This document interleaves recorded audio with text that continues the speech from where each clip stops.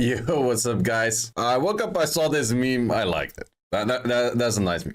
But real deal, they did actually add a extra event towards the current event. I am pretty sure that without us going like super ham on Reddit and all kinds of other places, this wouldn't have happened. I do want to talk about what's good about it. I do also want to talk about a few things that I still think are points of feedback that I would say like definitely you can improve on that just for the longevity of the game, making people happy, creating hypes and all of that kind of stuff.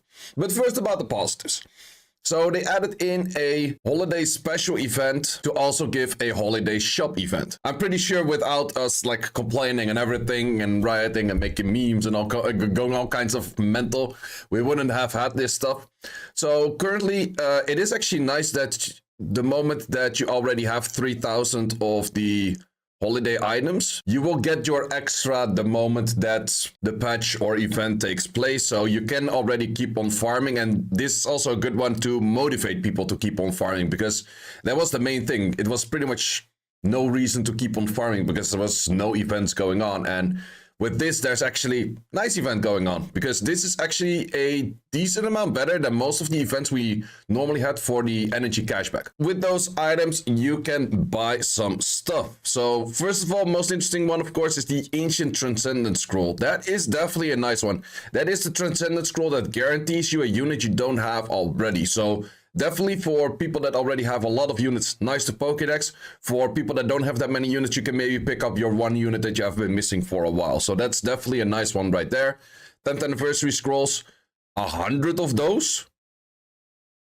That's a lot, bro. That's really a lot. This is the equivalent of about 13 LD scrolls. That is what you have to keep in mind. Every 7 is one LD scroll, because the rate of an LD5 on the 10th anniversary scroll is a 0.05, so 0.05, whereas for an LD scroll is 0.35. So technically every 7 is worth 1. So then we can add up at like around 13-ish LDs worth of value in this one, which is definitely, that is nice. That's where they were like super crazy about the previous event, like giving 10 LDs. This right here is 13 LDs. Like, sure, the other one also had like a little bit more LDs because they also had 10th year scrolls in there, but you get the point.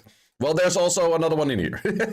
But yeah, that's definitely some nice stuff. And keep in mind that this event is actually pretty short. It's just the 24th until the 5th. You can already farm for it right now. But if you have been slacking on farming the last few days, you might actually want to pick up pace for farming, that you can at least buy most of the things in here, because these are some nice things to buy. I would even include this one. Fuck the mana. But if you have been slacking on farming, this event doesn't last that long. So I definitely would pick up some pace on farming if you haven't yet in the last few days. And for decent reason if you haven't yet. Then also, after you bought everything already, you have a energy cashback or a unknown scroll cashback, and you can translate unknown scrolls into energy. I've shown that before by making 6 stars. Every 6 star you make, you get 200 energy. I'll do the math on that in a second, which one is a better buy between those, because looking at this from like point value, I think unknown scrolls might be higher value than energy, but I'll look at that in a second. We do also get the blessed room boxes. How many do we get of those? We get 3 of those. I would definitely always smack those into violent, especially if you have the plus 15, where you can also see which one is the highest. So sometimes it's even the weird odd where you want to take a flat stat because it's quadruple speed on it or something weird. But let me look at these. I still have this sheet for that. So that would be this sheet that I used for the JJK unknown scroll buys, but let's switch that to the current numbers. So it costs 40 to give 20.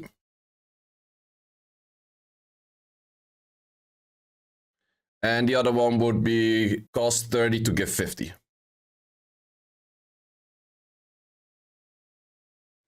Yep, and by this one we can see that the unknown scroll buy is technically better. You have to keep in mind that with the... However, you do have to keep in mind this does cost mana. So if you have too much mana, then unknown scrolls buying is better than buying the energy straight up. If you're low on mana, I would rather recommend you to just buy the energy straight up. It is a little bit higher value, but like... What is that? Like a 10 to 15% better value in unknown scrolls.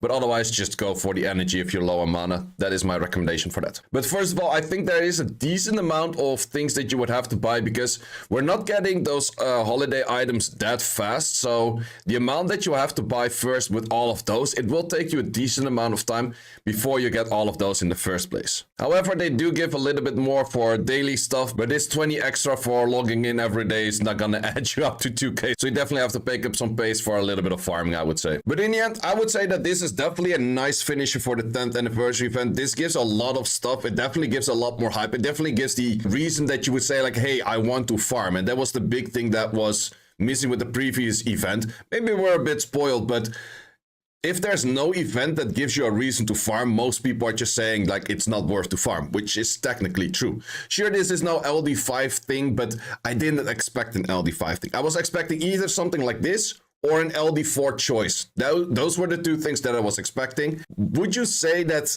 Com2us already had this in mind for making this? Then they did their marketing and the communication really bad. And that is something that I do want to mention as well. They did, for example, fix the patch where they said like, and I think this notice was the notice of yesterday, where they were talking about like, oh yeah, we noticed that you guys don't like the new summoning way with the new animation, with the new colors.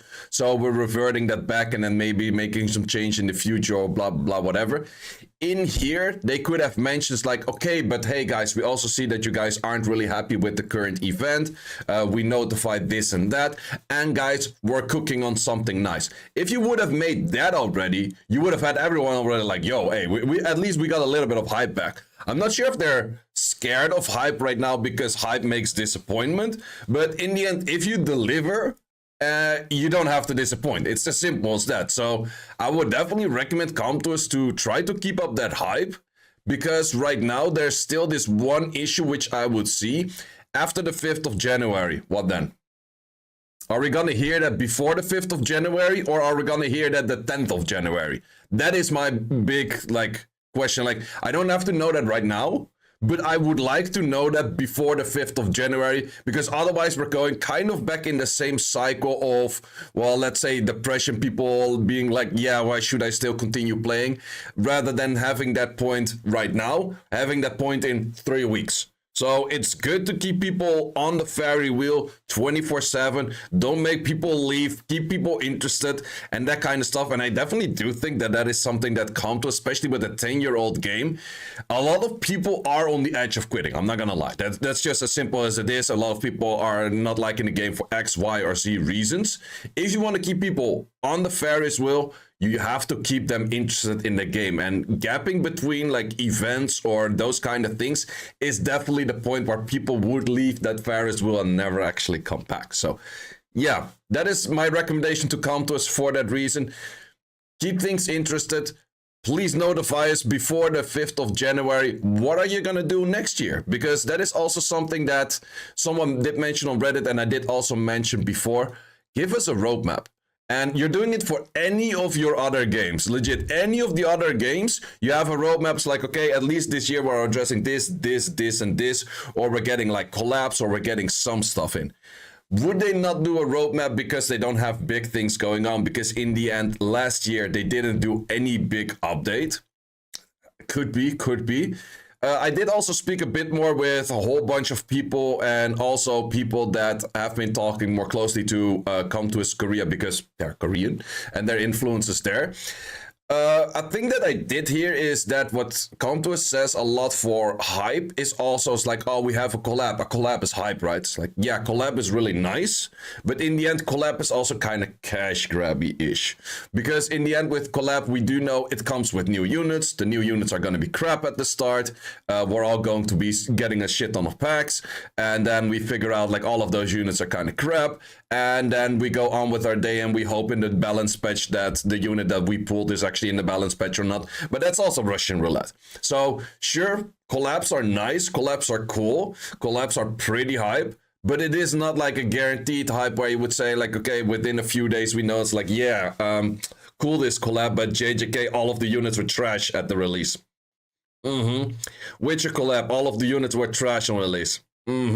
So yeah, but maybe with the exception of one or two, but we can still name like Dark Geralt, arguably worst unit in game. It's like, yeah, it's like I got a collab LD5, like, oh, then he must be good, right? It's like, no, it's Dark Geralt. I'm like, okay, depression arc. That is kind of the thing with a lot of those like hype moments, which they say. So I would like to see them have more things towards like what we had with the Reloaded patch, but not even the Reloaded patch, the Reloaded version patch, which was actually released on the, I think it came as a notice right after SWC of last year, so the 2023, the one that was in Thailand.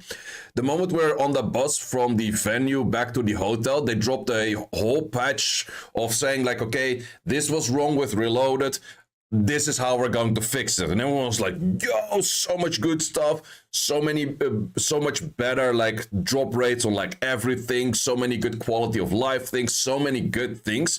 I kind of expected something along those lines last year.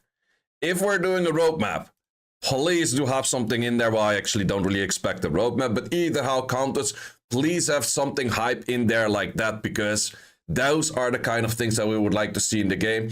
In my previous video, which I will link down in the description below as well, I made a whole list of things that I recommend Com2us to focus on to pretty much keep people in the game, but also try to attract new players simply by the 4-star devil mons, improving things that we currently don't like and have been mentioning for a while right now, which is R5 and blah blah blah, yada yada, whole bunch of stuff.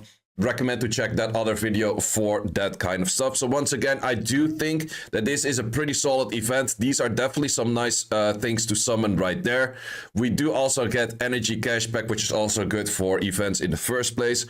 And I think I will be summoning either on first Christmas Day, but it might be that a lot of people are not able to watch them. Maybe I'll just go for like the 27th of December for my summons. Wait, which day is the 27th of December?